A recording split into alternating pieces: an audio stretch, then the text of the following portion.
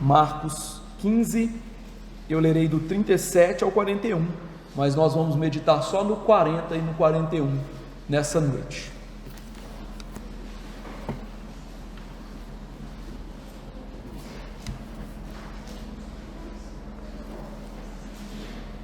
Evangelho do Senhor segundo Marcos, capítulo 15, 37 a 41. Assim diz a palavra do Senhor. Mas Jesus, dando um grande brado, expirou, e o véu do santuário rasgou-se em duas partes, de alto a baixo. O centurião que estava em frente dele, vendo que assim expirara, disse: verdadeiramente este homem era o Filho de Deus. Estavam também ali algumas mulheres, observando de longe, entre elas Maria Madalena, Maria, mãe de Tiago, o menor, e de José, e Salomé, as quais, quando Jesus estava na Galileia, o acompanhavam, seguiam e serviam, e além destas, muitas outras que haviam subido com ele para Jerusalém. Vamos orar. Nosso Deus Todo-Poderoso, Senhor dos altos céus, o teu nome é bendito, teu é o reino, o poder e a glória. O Senhor, ó Deus, é aquele que merece nossa adoração nesse momento, e este é o momento de maior adoração na vida de um ser humano, quando nos reunimos para prestar-lhe culto e estamos expondo a palavra do Senhor, pois é nesse momento em que teu Espírito nos eleva ao mais altos céus, espiritualmente dizendo, e é nesse momento que Cristo fala com a tua santa igreja, sua noiva preciosa. Diante destas realidades que são espirituais e que nós só nos apropriamos pela fé, eu lhe imploro que o Senhor nesse momento seja servido em abençoar a pregação, falando aos nossos corações por meio de Jesus Cristo, por meio da tua santa palavra. Como disse o apóstolo Paulo, a fé vem pela pregação, e a pregação pela palavra de Cristo. Que nesse momento a palavra de Cristo seja exposta e a nossa fé seja ou gerada ou seja fortalecida. Peço a Deus que o Senhor nos ilumine para entendermos as coisas espiritualmente falando, que nós não sejamos como os ímpios, que podem até entender intelectualmente, mas que a palavra não lhes é aplicada no coração para a salvação. Peço a Deus que o Senhor perdoe os nossos pecados, que o Senhor tenha misericórdia de nós e que o Senhor venha derramar o teu Santo Espírito com graça, com misericórdia, com entendimento, com iluminação espiritual. Eu creio, ó Deus, que somente o teu Espírito pode falar aos corações de cada um nessa noite, como falou ao meu coração preparando esse sermão. Fale aos meus irmãos, fale comigo mais uma vez, e que isso redunde somente na glória do Senhor. É em nome de Jesus que eu oro. Amém.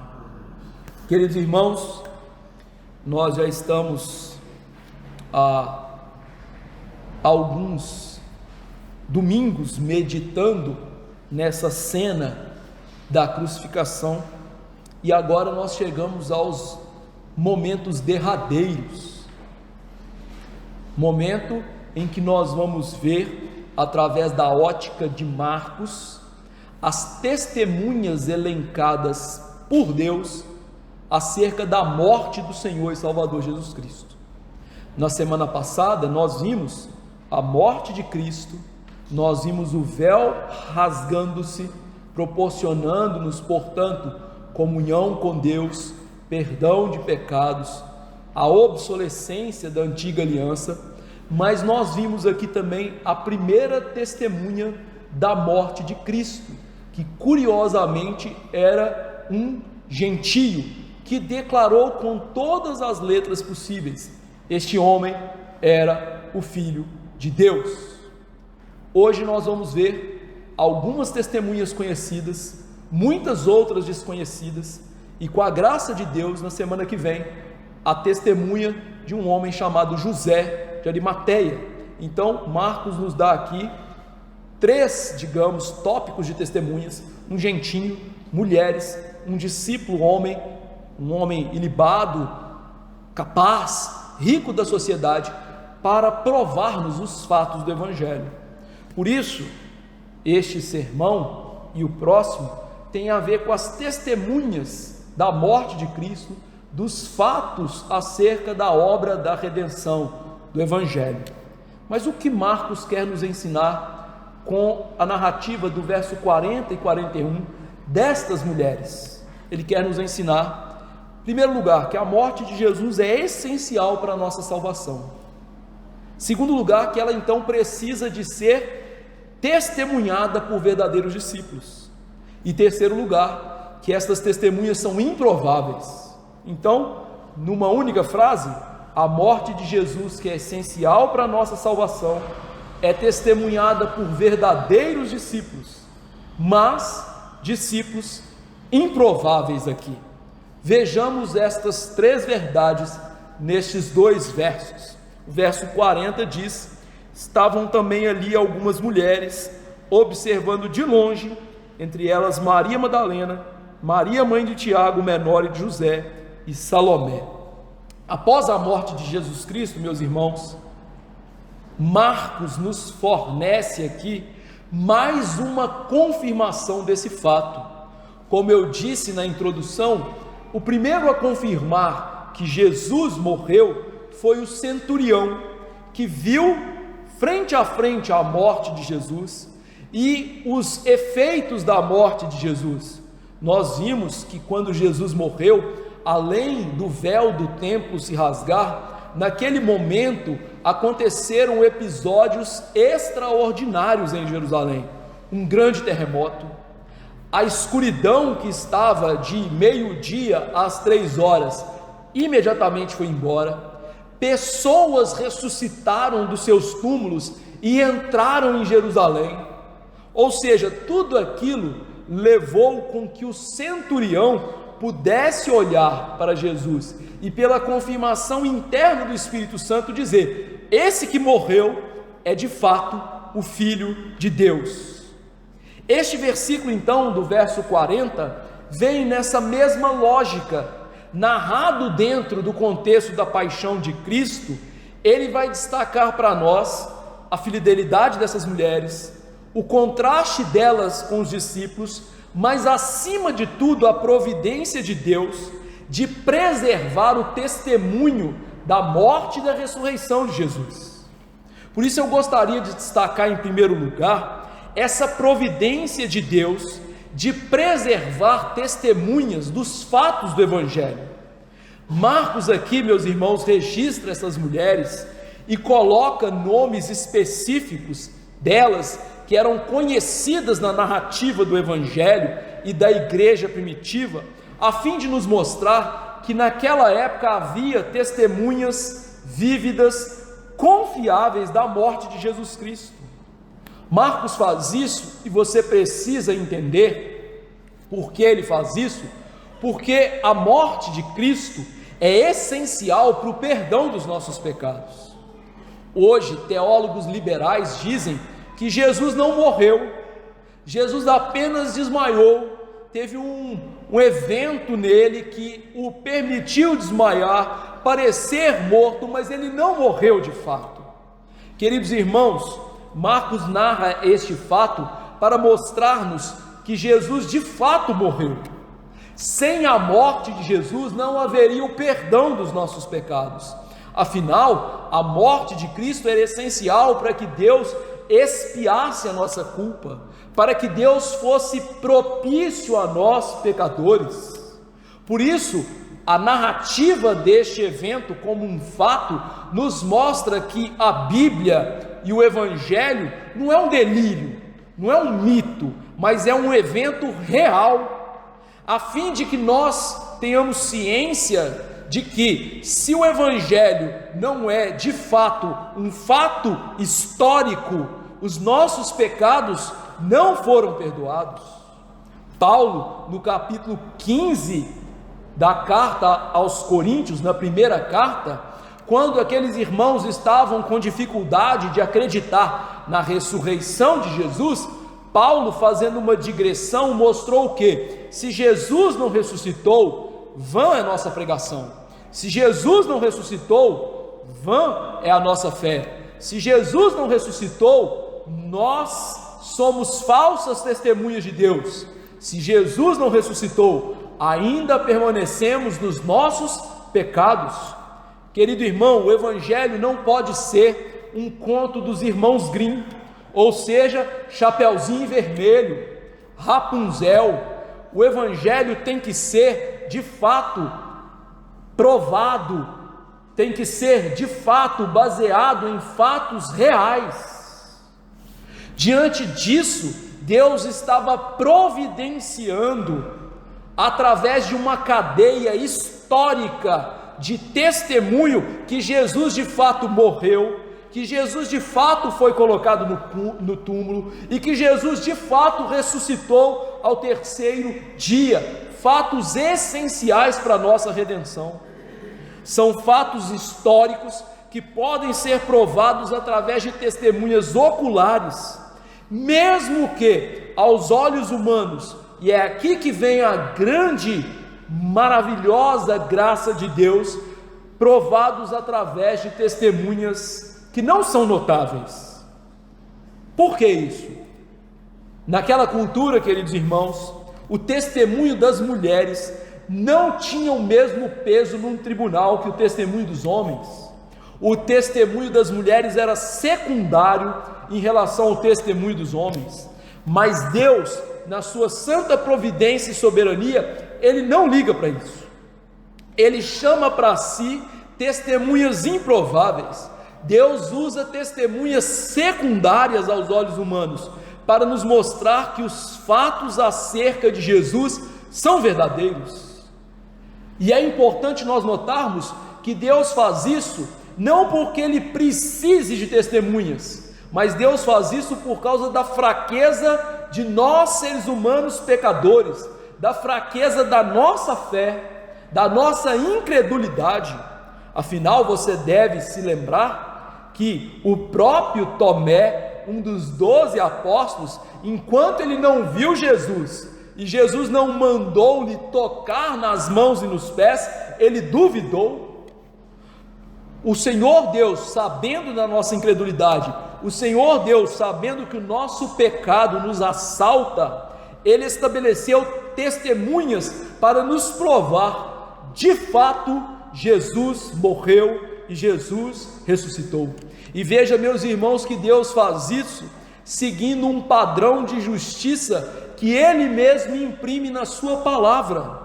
Nós podemos linkar o testemunho dessas mulheres aqui, que foram 3, depois muitas outras que não foram nomeadas, com Deuteronômio 19:15.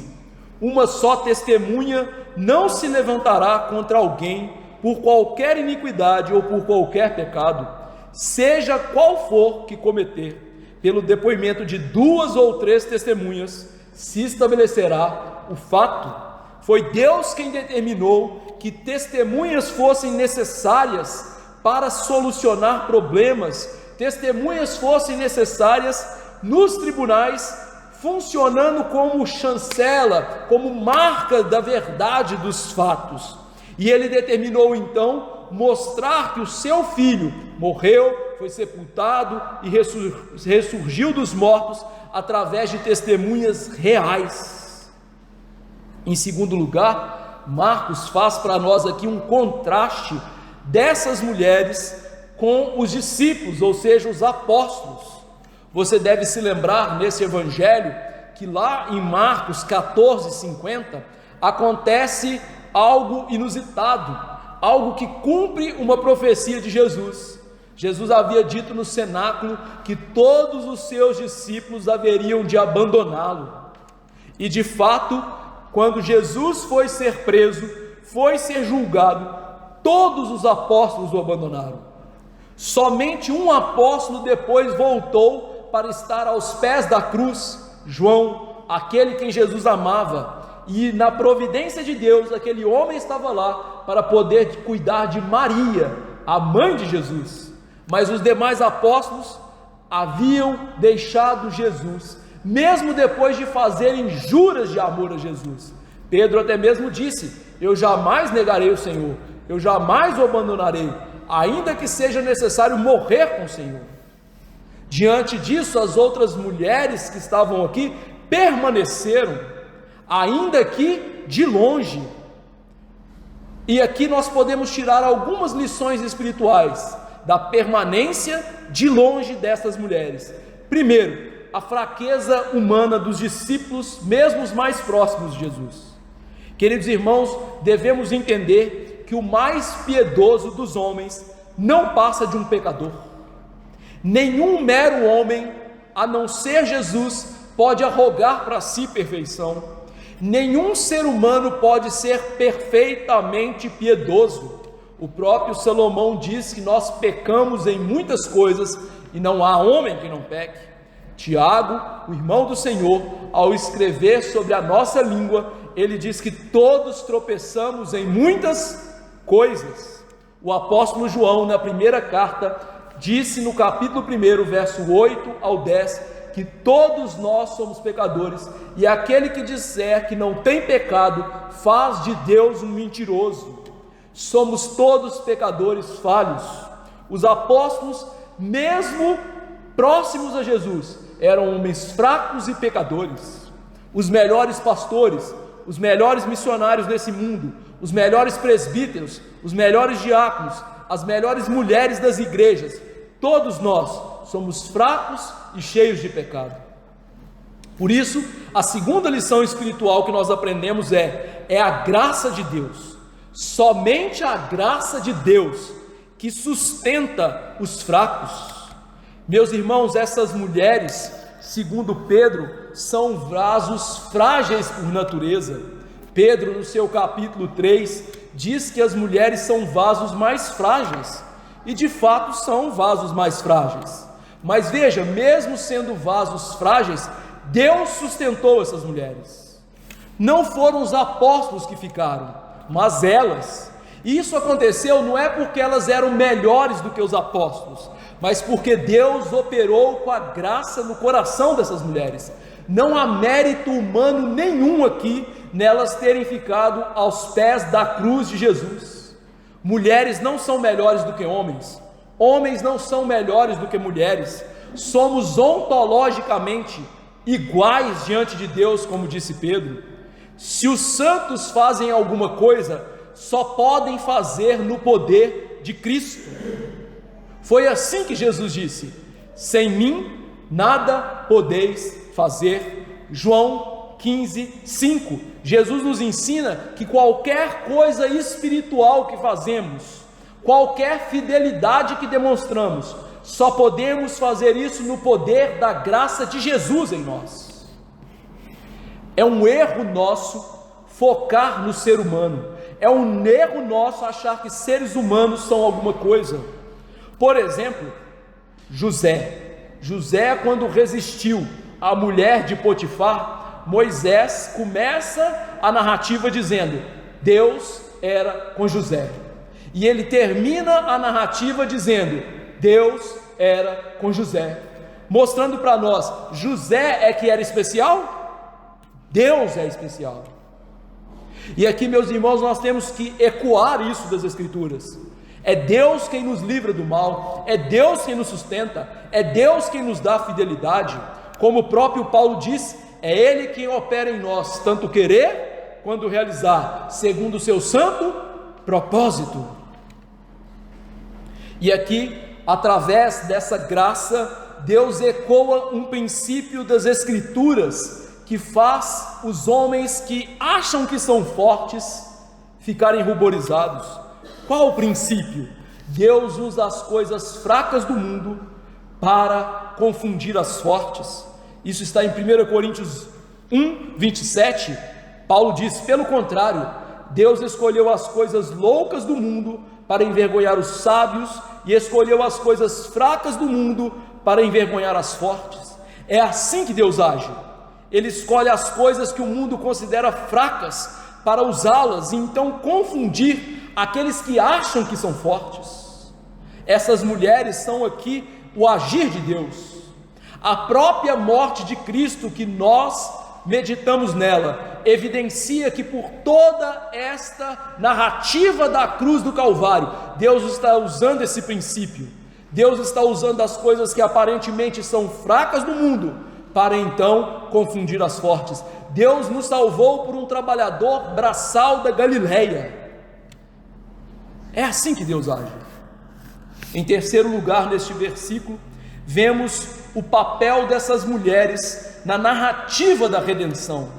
Essas mulheres destacadas no texto aparecem em 3 momentos fundamentais da narrativa final do Evangelho de Marcos. Elas aparecem na crucificação e morte, no sepultamento de Cristo e também no túmulo vazio, ou seja, na ressurreição. Portanto, elas são testemunhas contínuas da obra redentora de Cristo.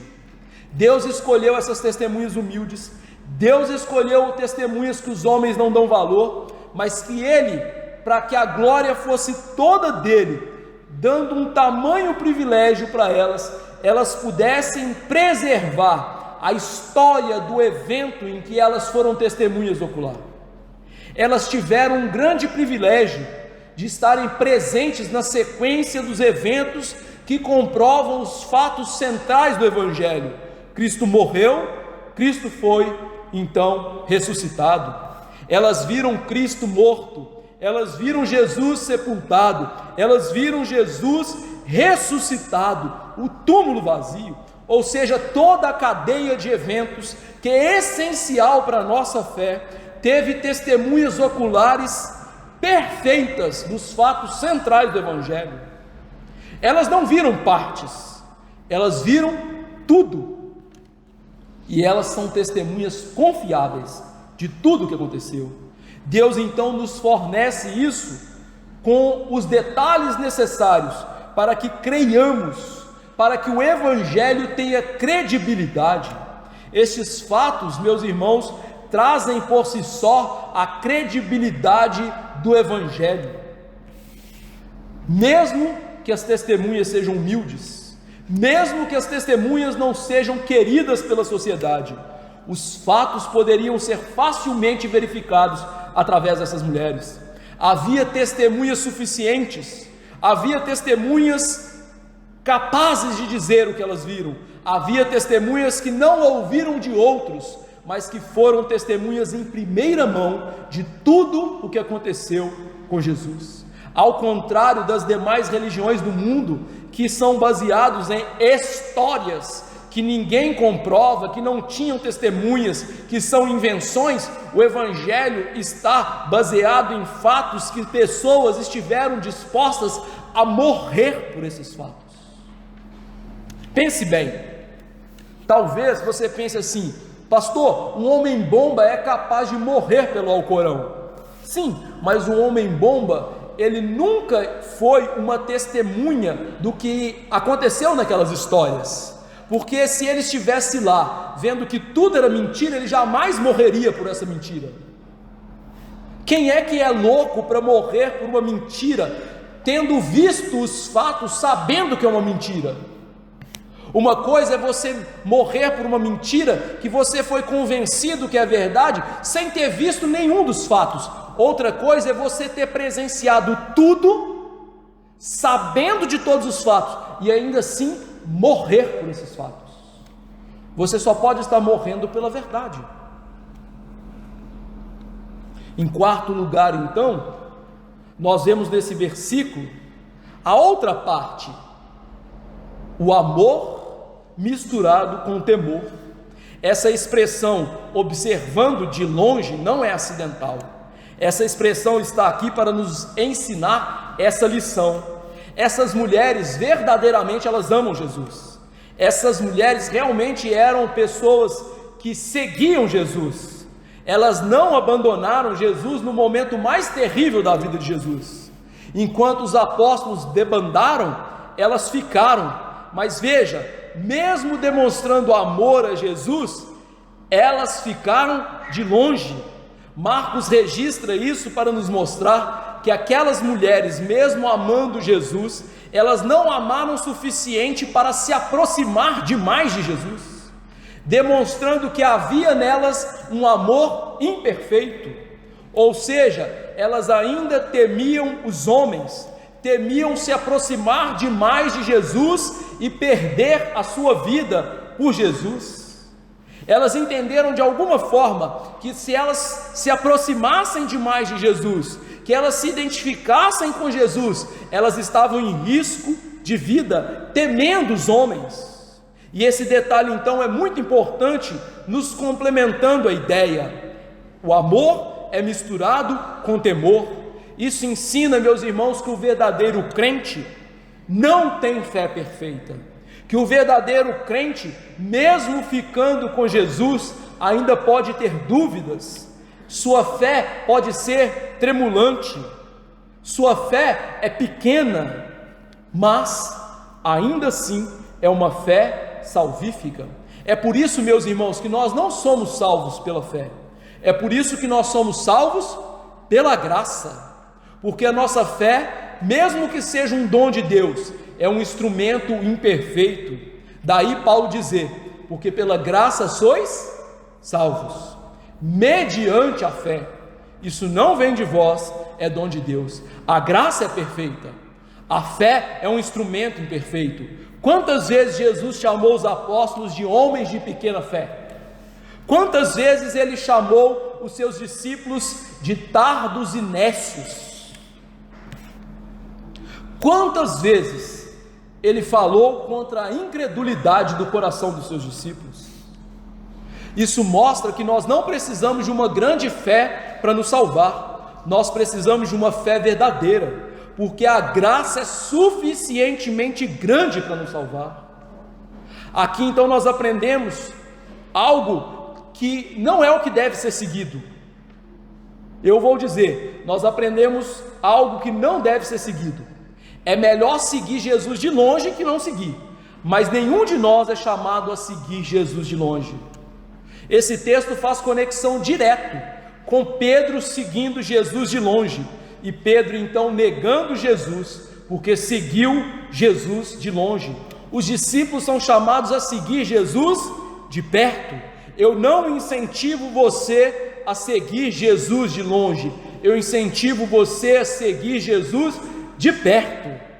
Mas eu reafirmo, todos aqueles que seguem a Jesus, mesmo aqueles que estão titubeando, mesmo aqueles que não estão tão próximos com fidelidade, estes são verdadeiros discípulos. Se sua fé é firmada unicamente em Jesus, se a sua fé é verdadeira, estes são verdadeiros discípulos. No verso 41 diz o seguinte: as quais, quando Jesus estava na Galileia, o seguiam e serviam, e além destas, muitas outras que haviam subido com ele para Jerusalém. Marcos aqui agora, meus irmãos, nos dá mais alguns detalhes sobre essa cena para nos ensinar algo muito importante. Quando eu comecei a pregação deste evangelho, eu ensinei para os irmãos que Marcos está nos respondendo 3 perguntas: quem é Jesus, o que ele veio fazer e como eu posso seguir Jesus. Ele acabou de mostrar quem era Jesus, o Filho de Deus. Ele acabou de mostrar o que Jesus veio fazer, morrer pelos nossos pecados. E agora, através do exemplo dessas mulheres, ele nos ensina como seguir Jesus. Qual é o verdadeiro discipulado? E ele faz isso, meus irmãos, através aqui do exemplo dessas mulheres. E a primeira coisa que nós destacamos é a fidelidade do discipulado diante das provações. Eu quero lembrar para os irmãos que é muito fácil seguir a Jesus quando uma multidão o cerca e quer carregar-lhe nos ombros e fazer dele rei. No entanto, é difícil seguir a Jesus quando a multidão cerca Jesus para matá-lo. Quando as dificuldades chegam, e a nossa fraqueza e infidelidade ficam avultadas, mas é ali que a verdadeira fé e o verdadeiro discipulado se mostra, quando a graça de Deus se manifesta na perseverança silente dos discípulos. Estas mulheres estão aqui longe, caladas, silentes, mas estão aqui. Na maior humilhação de Jesus, elas estão com Jesus. Não havia uma multidão elogiando Jesus, havia uma multidão zombando de Jesus, havia líderes religiosos criticando Jesus, havia líderes romanos matando Jesus, autoridades truculentas que podiam matar qualquer um que se identificasse com Jesus. E este é um cenário de provação. E nesse cenário de provação, a graça de Deus evidencia a verdadeira fé de um discípulo. A verdadeira fé é aquela que é demonstrada nas provações. Você deve se lembrar quando Deus chamou Abraão para matar o seu próprio filho. Óbvio que Deus não deixaria fazer isso. E Deus então disse: agora sei que temes a Deus. Ou seja, quando ele foi provado e ele obedeceu a Deus, Deus disse: agora sei que temes a Deus. A verdadeira fé, ela surge e ela permanece nas provações. E uma das maiores provações que podemos passar nesse mundo é a reprovação do mundo. Porque naturalmente, meus irmãos, nós homens pecadores queremos aprovação. Nós nos importamos com o que as pessoas pensam de nós. Tanto que ninguém tira uma foto para o Instagram descabelado, não é mesmo? Com remela no rosto, não é isso? Ninguém tira uma foto no Instagram vomitando. Todo mundo tira uma foto bonitinha, não é? Cabelo feito e usando filtro ainda, né?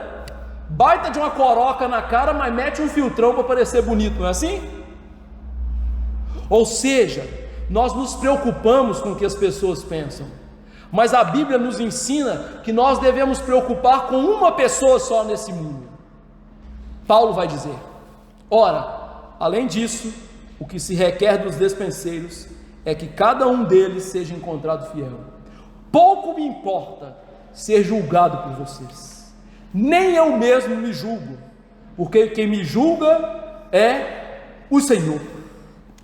A maior preocupação do apóstolo não era a aprovação da igreja, não era a aprovação do mundo, mas era a aprovação nem dele mesmo, mas de Jesus. A maior preocupação dos discípulos não é se preocupar com o que o mundo vai pensar deles. A maior preocupação dos discípulos é pensar o que Cristo vai pensar de mim. E veja, isso diante das provações. Mesmo quando o mundo é contra Cristo e contra nós, nós devemos pensar unicamente em agradar a Jesus. Essa é uma difícil lição de todo discípulo, mas é a lição que devemos carregar no coração. O discípulo tem que agradar o seu mestre e não às outras pessoas. Em segundo lugar, Marcos, além de descrever a verdadeira fé dessas mulheres que se preocuparam com Jesus, Marcos descreve o que é ter uma verdadeira fé, ser um verdadeiro discípulo, e através de dois verbos: o verbo seguir e servir, que na nossa tradução está acompanhar e seguir. Estes dois verbos englobam toda a natureza do verdadeiro discipulado. Eles são um resumo sucinto da vida cristã. A vida cristã se resume em seguir a Cristo. Seguir a Cristo significa acompanhar seu ensino. Seguir a Cristo significa se submeter ao seu ensino.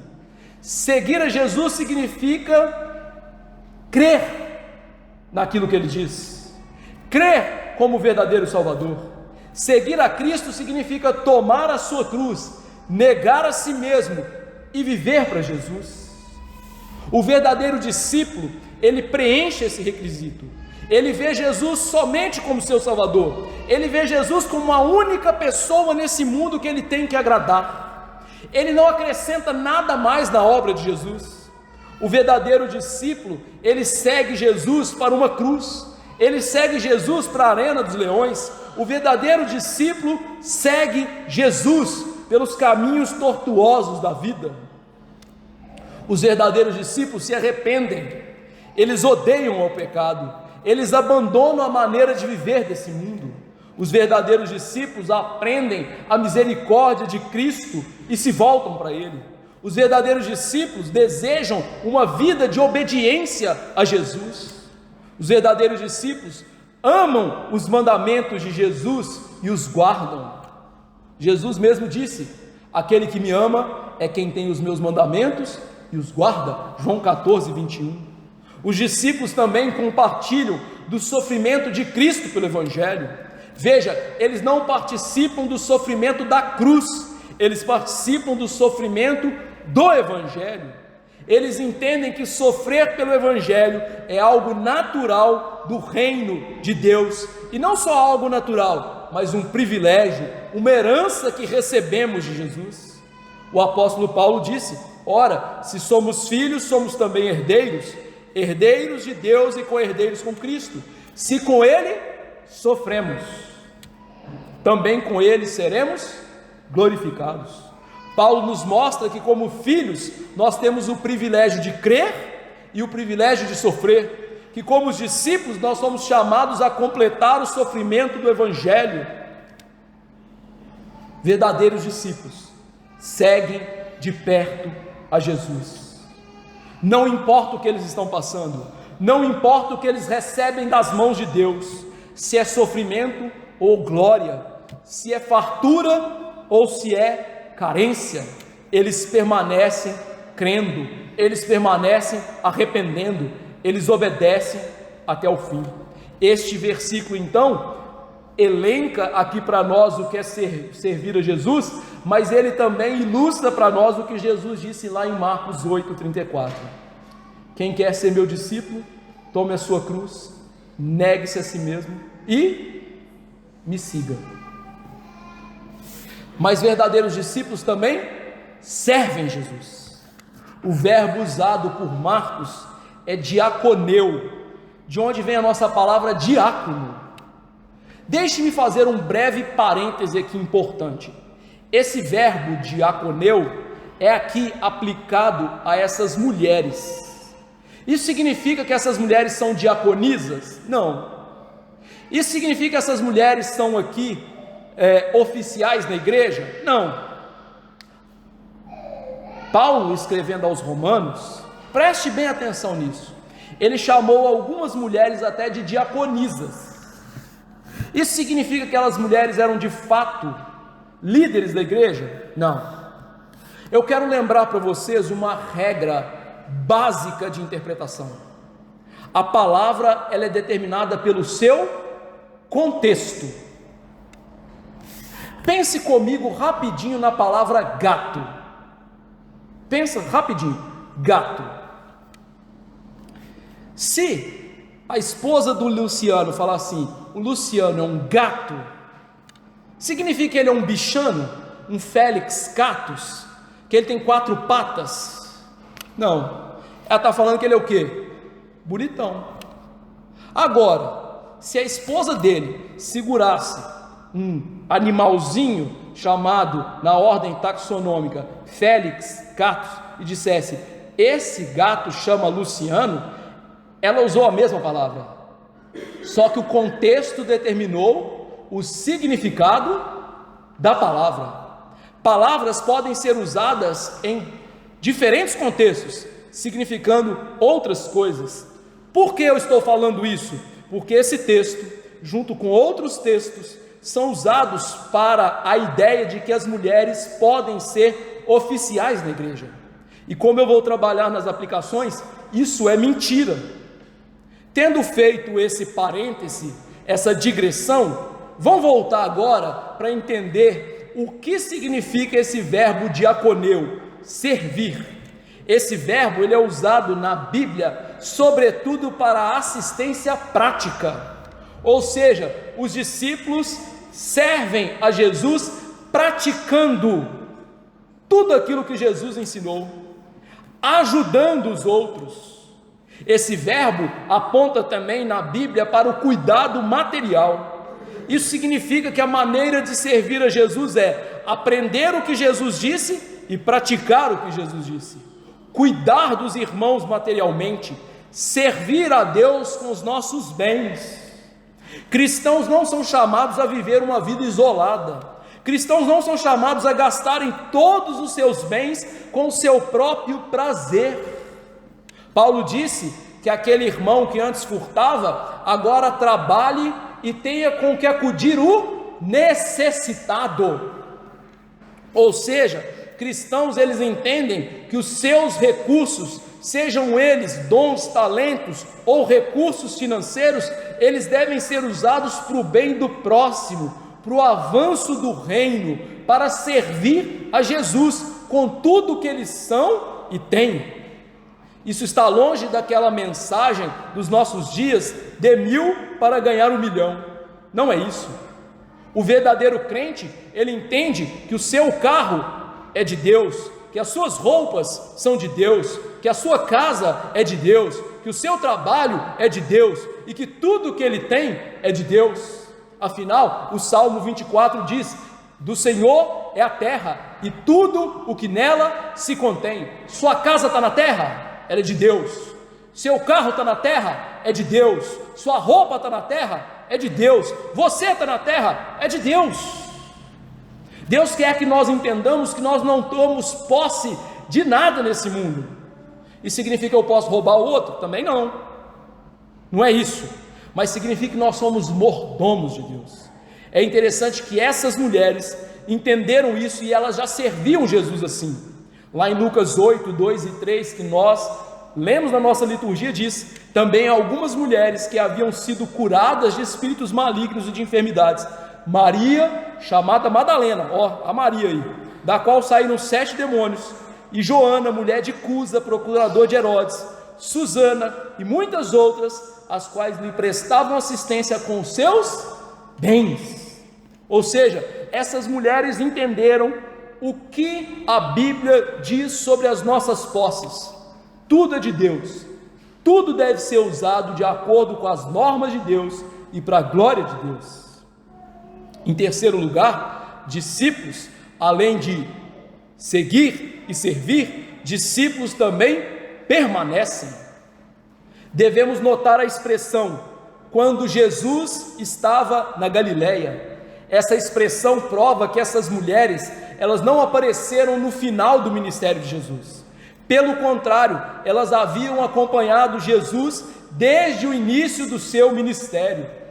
Jesus teve um breve ministério na Judéia, mas logo que João Batista foi preso, Jesus exerceu a maior parte do seu ministério na Galileia. E lá na Galileia, aquelas mulheres conheceram a Jesus, passaram a seguir Jesus, servir Jesus, e agora, muito tempo depois, aos pés da cruz, elas continuam com Jesus Cristo. A lição espiritual que nós aprendemos aqui então é que a verdadeira fé não é momentânea, mas perseverante. Os verdadeiros discípulos não saem do meio dos discípulos de Jesus. Talvez você pense assim: pastor, eu criei um filho no Evangelho, hoje ele não está na igreja, ele é crente? Deixa eu responder para você com um texto da Bíblia. 1 João 2,19: eles saíram de nosso meio, entretanto não eram dos nossos, porque se tivessem sido dos nossos, teriam permanecido conosco. Todavia eles se foram para que ficasse manifesto que nenhum deles é dos nossos. Ou seja, verdadeiros discípulos abandonam Jesus? Jamais. Eles não deixam de servir a Jesus. Verdadeiros discípulos permanecem aos pés da cruz. Verdadeiros discípulos carregam as marcas do discipulado. Essas pessoas que nasceram na igreja ou passaram pela igreja e abandonaram a igreja, o texto é muito claro, nunca foram da igreja de fato, nunca foram verdadeiros crentes. Jesus ensina isso através de uma parábola lá em Marcos 4, mostrando que o falso solo é aquele que quando chega a provação, é aquele quando o mundo fascina, deixa Jesus. verdadeiros discípulos estão sempre com Jesus. O coração não regenerado é aquele que se escandaliza. O coração não transformado é aquele que abandona a igreja. O coração ímpio é aquele que, quando a palavra é pregada, não quer voltar mais. A verdadeira fé ouve a palavra, a verdadeira fé permanece com Jesus. Foi o próprio Cristo que disse que as suas ovelhas ouvem a sua palavra e vão embora. Não, e seguem. Por isso, essas mulheres são a marca do discipulado verdadeiro. Elas permanecem enquanto zombam pessoas de Jesus Cristo. Essas mulheres permanecem quando Jesus está ali morrendo. Falsos discípulos seguem Jesus quando há milagres. Falsos discípulos seguem Jesus quando as coisas estão boas. Verdadeiros discípulos permanecem quando há cruz. Por isso, esse verso é um elogio implícito do Espírito Santo, que a verdadeira fé persevera, que a verdadeira fé continua até o fim, está presente. Estes são os verdadeiros discípulos.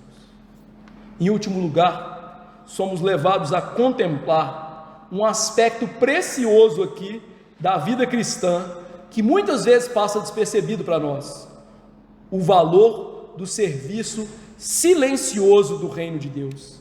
O evangelista descreve aquelas mulheres que seguiam a Cristo e serviam desde a Galileia, mas nada é dito sobre discursos públicos dessas mulheres, nada é dito da liderança visível dessas mulheres, nada é dito de grandes feitos dessas mulheres. Elas simplesmente seguiam e serviam a Jesus. Contudo, o Espírito Santo julgou digno registrar a devoção delas nas páginas eternas das Escrituras, para mostrar que Deus atribui um grande valor àquilo que o mundo considera pequeno. O mundo quer seus minutos de fama, o mundo funciona com pessoas aparecendo, mas aqui Deus nos mostra que aquilo que parece simples aos olhos humanos, insignificantes aos olhos humanos, é precioso diante deles. Essas mulheres não estavam no centro das multidões quando Cristo realizava milagres. Elas não ocupavam a posição de destaque dos 12 apóstolos. Elas sustentavam o ministério de Cristo com cuidado, dedicação, fidelidade, seu silêncio, suas orações. Seu serviço não era marcado por aplausos, mas pela constância do amor. Essa verdade então traz grande consolo para o povo de Deus. Nem todos são chamados para ministérios públicos ou posições de liderança na igreja. Contudo, todos somos chamados a servir a igreja. Há muitas formas pelas quais Deus sustenta a sua obra por meio de mãos humildes, na hospitalidade oferecida ao povo de Deus, na oração perseverante pelos irmãos, no encorajamento daqueles que estão cansados, no serviço de ministração àqueles que estão em dificuldade financeira, no auxílio silencioso dos enfermos. Muitas dessas coisas permanecem invisíveis aos olhos humanos, muitas dessas coisas permanecem silentes aos ouvidos humanos, mas essas coisas jamais passam despercebidas diante daquele que vem em secreto. Na verdade, a história da igreja é marcada por grandes obras feitas em secreto, por pessoas que a sua fidelidade raramente é notada publicamente.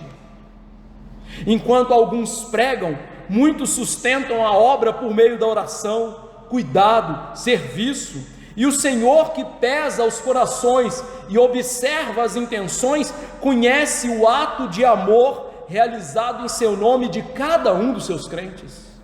Portanto, nunca desprezemos o serviço humilde, nunca desprezemos aquilo que pode ser aos olhos humanos insignificante, mas que para Deus é algo precioso.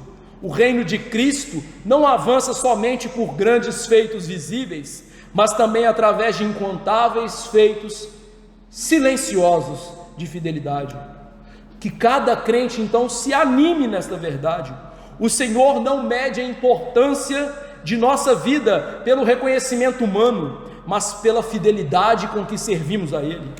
Aquele que vê em secreto diz que no Senhor o nosso trabalho não é vão, desde que seja feito com amor, em nome de Cristo, segundo a palavra de Cristo.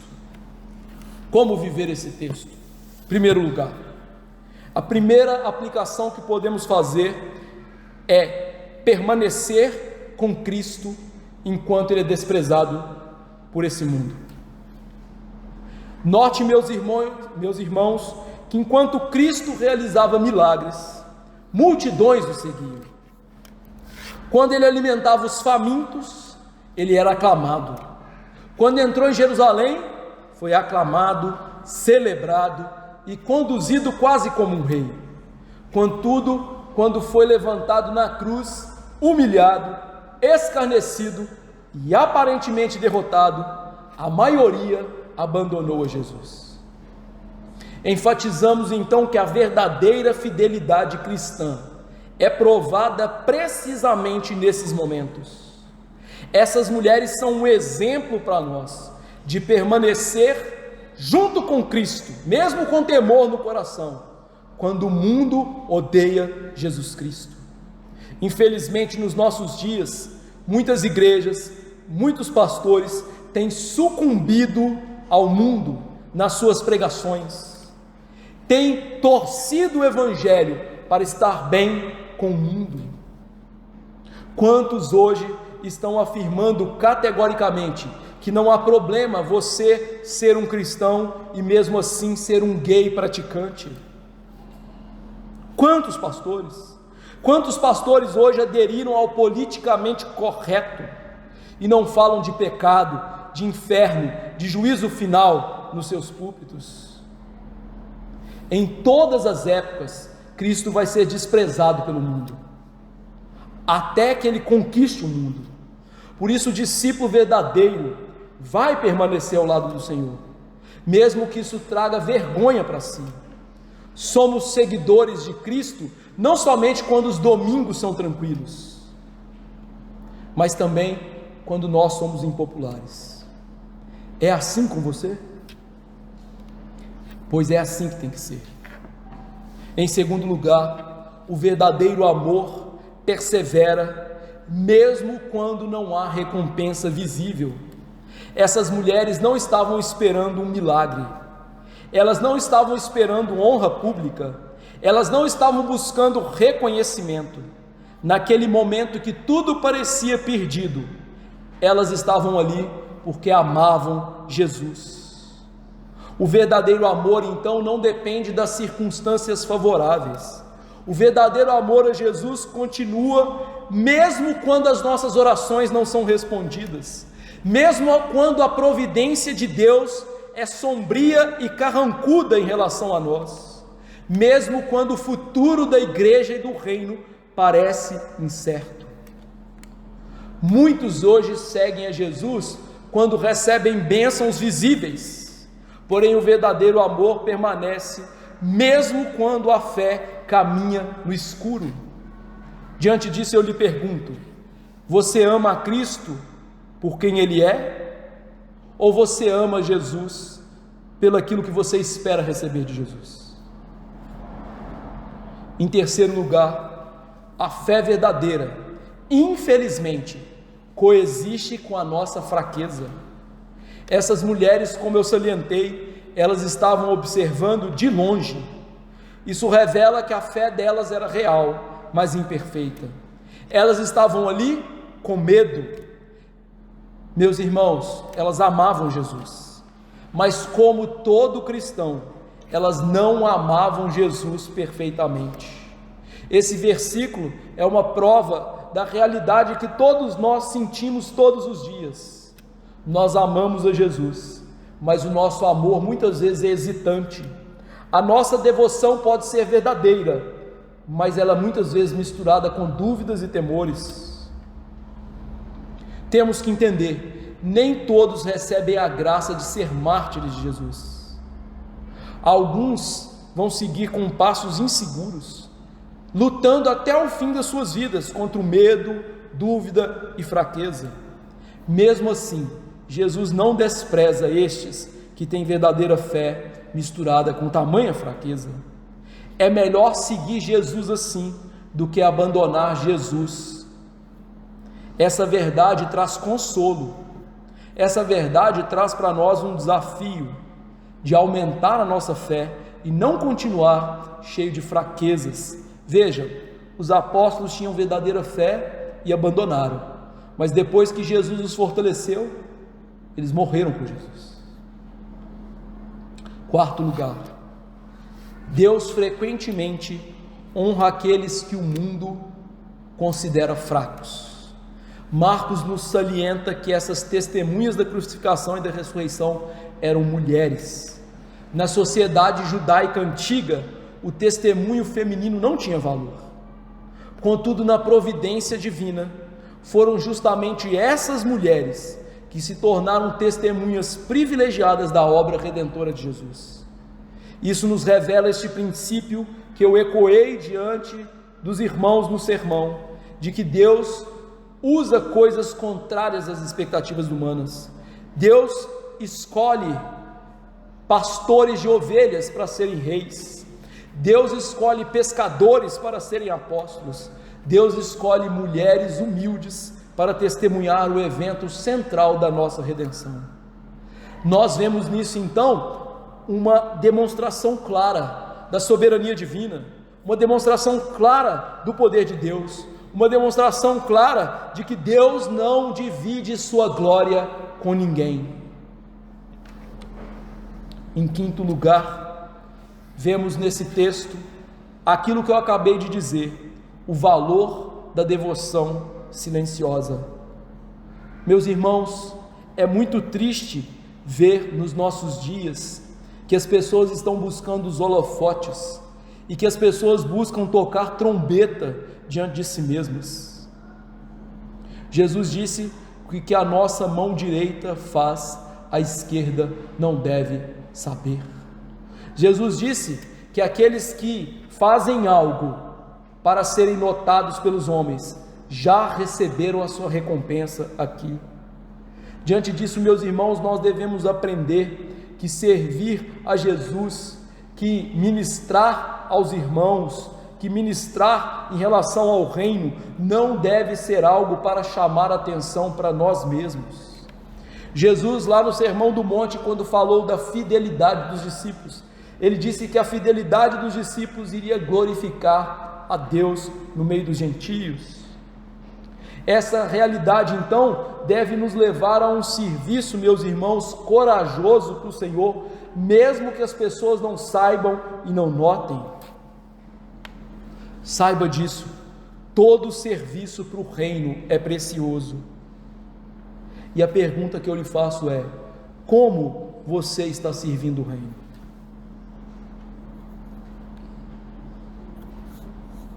Sirva mesmo que não apareça. Sexta aplicação. Esse texto nos ensinou que ser discípulo é seguir e servir Jesus. Aquelas mulheres seguiam e serviam Jesus. Isso mostra, meus irmãos, que no tempo presente, no tempo que se chama hoje, aquilo que se exige do discipulado não mudou, é seguir e servir Jesus. Precisamos colocar isso no nosso coração. Num tempo em que as pessoas dizem: eu sirvo a Jesus na minha casa, eu sigo a Jesus na minha casa. Olha, isso é mentira. Jesus não nos chamou a segui-lo na nossa casa, Ele chamou-nos a seguir em casa, no trabalho, na igreja, em todos os lugares. As pessoas hoje têm dito: eu não vou na igreja, eu sirvo a Jesus na minha casa, no meu bairro. Jesus nos chamou a servi-lo em todos os lugares e sobretudo na igreja. Não caia no conto do vigário dos nossos dias, que desigrejados são verdadeiros crentes. Os verdadeiros crentes se identificam com Jesus. Os verdadeiros crentes permanecem com Jesus. Os verdadeiros crentes seguem e servem a Jesus. Por isso é preciso, com a nossa vida, demonstrar que eu sigo e sirvo a Jesus. Não basta eu dizer, eu tenho que provar com a minha vida esta verdade. Em sétimo lugar, o discipulado, que é seguir e servir, precisa de perseverança. Como eu disse, essas mulheres seguiram Jesus desde a Galileia. Isso nos mostra um princípio importante e verdadeiro. A fé verdadeira, ela persevera ao longo dos tempos. A fé verdadeira aguenta os baques da vida. A fé verdadeira não abandona a comunhão dos santos. A fé verdadeira permanece no redil do Senhor. É isso que o autor de Hebreus diz no capítulo 10, verso 35. Não deixemos de congregar, como é costume de alguns. Ou seja, de quem que ele está falando? Dos que se perdem, porque logo depois ele diz que não resta salvação para essas pessoas. A fé verdadeira permanece. Oitavo lugar, a devoção verdadeira permanece perto da cruz. Isso significa o quê? O verdadeiro discipulado envolve morte para nós mesmos.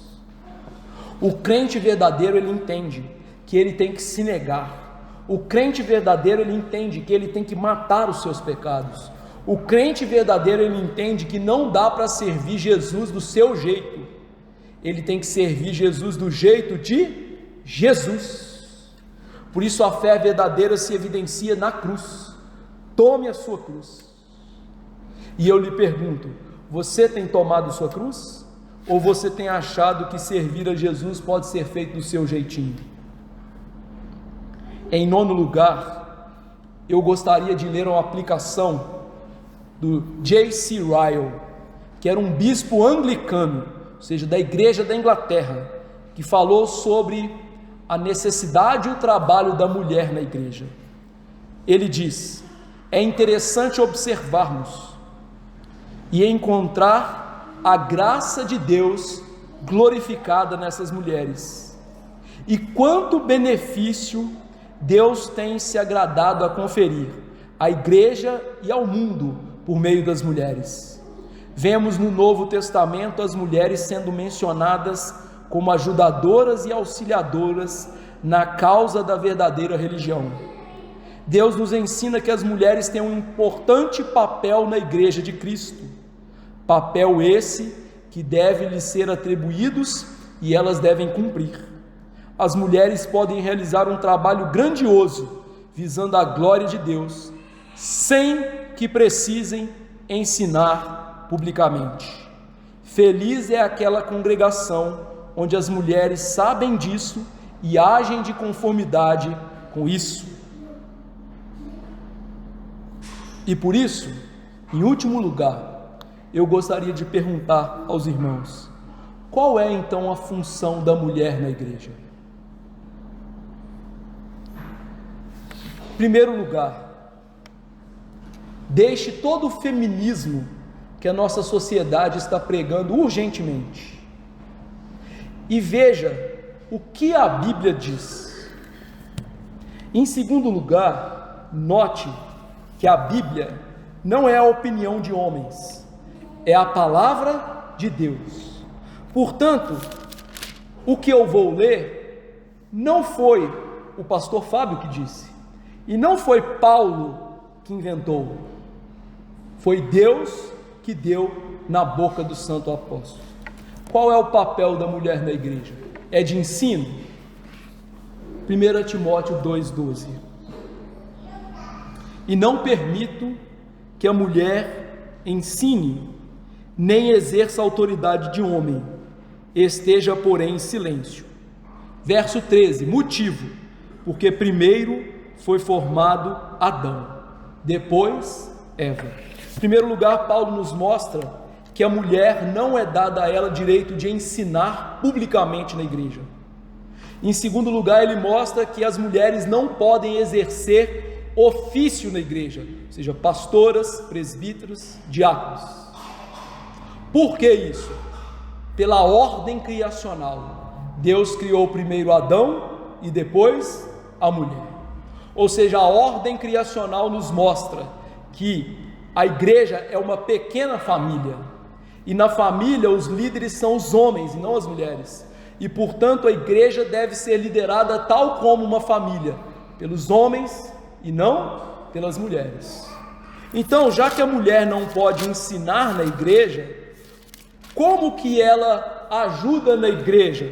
Diversas maneiras, mas Paulo diz: todavia, verso 15, será preservada através de sua missão de mãe, se ela permanecer em fé e amor e santificação com bom senso. Ou seja, qual é a melhor coisa que as mulheres podem fazer pela igreja? Serem boas mães, entenderem que Deus deu para elas uma missão nobre que só elas podem fazer: dar à luz filhos e criá-los. Por isso Paulo, escrevendo a Tito, ele ensina que há sim uma esfera de ensino das mulheres, não publicamente. As mulheres mais velhas devem ensinar as mais novas nas suas casas a serem isso. Veja, Paulo, escrevendo a Tito, capítulo 2, diz, verso 3 em diante: quanto às mulheres idosas, semelhantemente que sejam sérias em seu proceder, não caluniadoras, não escravizadas a muito vinho, sejam mestras do bem, a fim de instruírem as jovens recém-casadas a amarem o marido e a seus filhos, a serem sensatas, honestas, boas donas de casa, bondosas, sujeitas ao marido, para que a palavra de Deus não seja difamada. Ou seja, as mulheres servem a igreja servindo às suas casas, aos seus maridos e aos seus filhos. Ah, tem mais jeito das mulheres servirem a igreja? Tem. Quando Paulo fala das viúvas que serviam da igreja, ao fazer o critério, ele diz como as mulheres serviam na igreja: não seja inscrita senão viúva, que conte ao menos 60 anos de idade, tenha sido esposa de um só marido, seja recomendada pelo testemunho de boas obras, tenha criado filhos, exercitado hospitalidade, lavado os pés aos santos, socorrido atribulados, e se viveu na prática zelosa de toda boa obra. Então as mulheres têm um papel essencial na igreja, que não é ensinando a igreja, que não é pregando, que não é ser pastora, apóstola, bispa, missionária, profetisa. As mulheres têm um papel fundamental de serem boas esposas, boas mães e de servirem às necessidades da igreja. Isso é glorioso, ainda que pareça silente, ainda que pareça ser bobagem ao mundo, é isso que a Bíblia diz. E se você pensar assim, isso é machismo, eu vou lhe dizer uma coisa: um dia você vai dar conta disso para Jesus, porque a Bíblia é a palavra de Jesus. Quem colocou isso na Bíblia não fui eu, quem colocou isso na Bíblia foi Jesus. Só que lembre-se, a Bíblia também nos ensina o seguinte: não vos conformeis com este século. Antes, o que devemos fazer? Transformar a nossa mente. Ou seja, a Bíblia, que é a palavra de Deus, que traz a nossa salvação, está errada?